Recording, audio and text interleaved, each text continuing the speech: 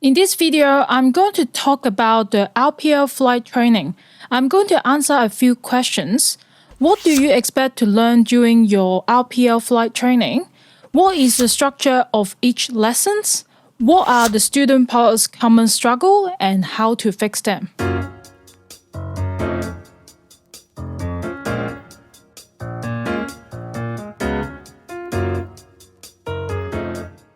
Hey, how's it going? My name is Jane. I'm a flying instructor, charter pilot, and skydiving jump pilot in Australia. Happy New Year! First, feel free to check out my online courses. Link is down below. Also, if you want me to make a video about something relating to flight training, comment down below or send me a DM on Instagram. Then I will construct those videos to help all of you. At this stage, I want more questions about flight training only because I realize this kind of information is hard to come by on YouTube or any other platforms, especially for Australia base. Make sure to be a little bit more specific as well for the questions so I don't waste your time to talk about something that you already know. Anyways, let's get started. RPL, which is Recreational Pilot License, is the very first pilot license you can get in Australia. It's introduced on 1st of September 2014. RPL replaces the Student Pilot License and General Flying Progress Test, GFPT. Once you get the RPL, you can fly single-engine light aircraft by yourself, or you can carry passengers within 25 nautical miles of your departure aerodrome. In RPL training, you are learning the fundamentals of flying an aircraft and operating normal and emergency procedures within your training area. The flight training has about 30 to 40 lessons depending on the flying school lesson plan. Each lessons will be around 1 to 1.5 hours. During all those lessons, you will learn and practice the following new technical skills. For 1 and 2, you will learn and do this task basically every lesson. For 3 to 7, these are the basic 5, the fundamentals of flying an aircraft. For 8 to 10, after these 3 circuit lessons, you will continue to be in the circuits until you completed first solo, which is 1 circuit, second solo, which is around 3 circuits, and third solo, which lasts for 1 hour. Then you will go back to the training area. In between 11 to 18, you will also have training area solo checks, first training area solo, and more circuit or training area solo. After doing all these flights, you will have a mock test with an instructor. We call it pre-license, to assess you if you are ready for a flight test. Then you go for a flight test. Once you pass it, you will have your RPL. So, now you know what you will be learning for your license. Let's talk about the structure of each flying lesson. A flying lesson consists of pre-flight briefing, the actual flying lesson, and post-flight briefing or debriefing. The instructor will spend around 15 to 30 minutes to go through what they're going to teach you. For example, for a climbing and descending lesson, they will talk about the different power settings and nose attitudes for different types of climb and descent. Also, they will discuss the threat and error management with you. A threat could be the cloud base is quite low. An error could be you are looking inside too much because you are too focused on setting up the perfect power setting. That may lead to an undesired aircraft stay. You enter the cloud without knowing. To manage the threat and prevent the error or undesired aircraft stay from happening, you will need to make constant lookout. However, threat and error management deserve a separate video. Then once you finish the pre-flight briefing, the instructor and you will go to the aircraft and start the flight training. From an instructing point of view, the general method is demonstrate, direct, and monitor. The instructor will demonstrate the technical skills such as a medium turn. You will be able to see the maneuver in action, while also listen to detailed instruction how to make this happen. Then the instructor will hand over to you and direct you, which means talking you through the whole maneuver or action. Then after more practicing during the whole flight training, the instructor will monitor you silently and give you the feedback afterward. That is the general progress of flight training. After the flight, you will do the debriefing with the instructor to discuss about the lesson. They will discuss with you what you did well and what are the things you need to work on. You, as the student, make sure to ask more questions about the how if the instructor didn't tell you already. I'm sad to say that some people can only point out all the mistakes you make, but never offer advices or tips on how to avoid or fix them. That is the more important part. Speaking of making mistakes, then what are the students' common mistakes?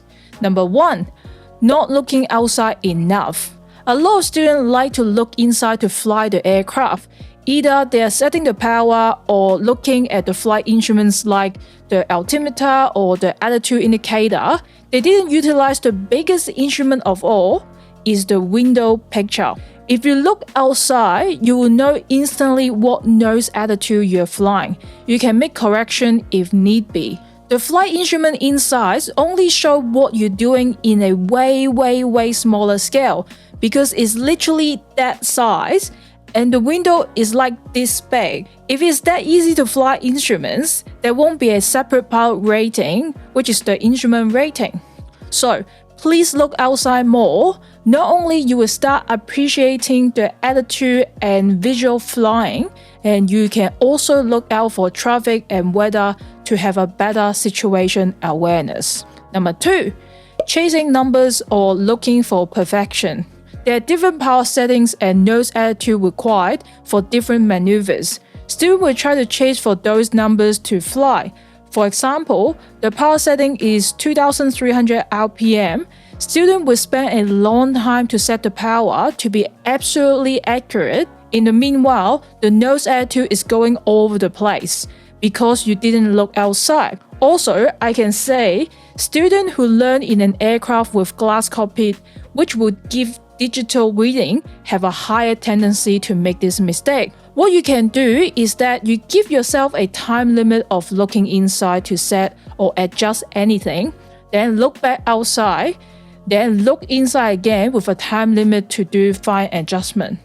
You're making a frequent rotation between inside and outside.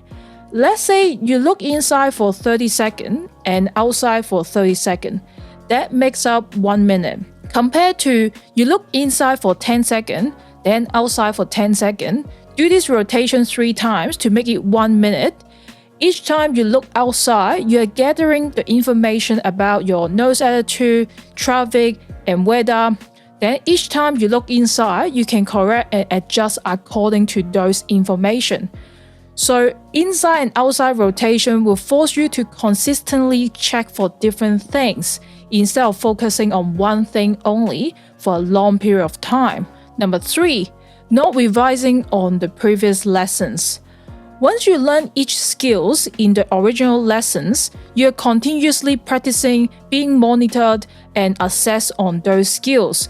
If you think about this way, each lesson will require you to fly straight and level, climbing, descending, turn the aircraft, not really for stall, but rather knowing the stall symptoms to prevent it from happening in daily flying. Then it makes sense to keep revising on those skills to maintain the standard. For example, for a steep turn lesson, it's not possible that you just learn and fly the portion of a steep turn and you don't do any other maneuver. So please study before each flight, and that's why I named this channel Study Before Flight. There are tons of other mistakes you can make. Different people perform differently. Some mistakes can be considered to be common, but you may never make them. The most important thing is that you can detect, which means you can find out you make a mistake in a reasonable time. Then you make correction. We are human beings, we make mistakes. As long as you learn from the mistakes and don't make the same mistake over and over again, that's fine. Also, we have flight tolerances. For example, you want to maintain the height at 2,000 feet. For RPL holder, the acceptable tolerance is plus or minus 150 feet. If you make the mistake of deviate from 2,000 feet, you should be able to realize that in a reasonable time and make correction. You may ask me, what is a reasonable time? Is that 10 seconds, 30 seconds, 1 minute? What is that? I won't give you a firm answer about that because it depends on you as the pilot, the instructors, the situation, what you're doing, and so many different things. For example, if your workload is relatively low, you're flying straight and level in some places with nice and calm weather and no other traffic. It's reasonable to assume the reaction time will be shorter because you're not doing a whole lot. On the contrary, you're busy with the radio call, looking out for other traffic and weather, and handling the aircraft at the same time. The reasonable time can be longer. However, if the situation is critical, like operating in a busy control airport, or you're doing an approach and landing, you're expected to react faster and maintain a higher accuracy. So, do you know what I mean? The expectation changes. I'll wrap up the video here now, so it won't be too long with too much information to digest. Let me know if you want to know more about certain topics, comment down below. If you find this helpful, please give it a like, subscribe, and do all the fun YouTube things. Also, feel free to check out my online courses, link is down below. Thank you everyone, I will see you next time.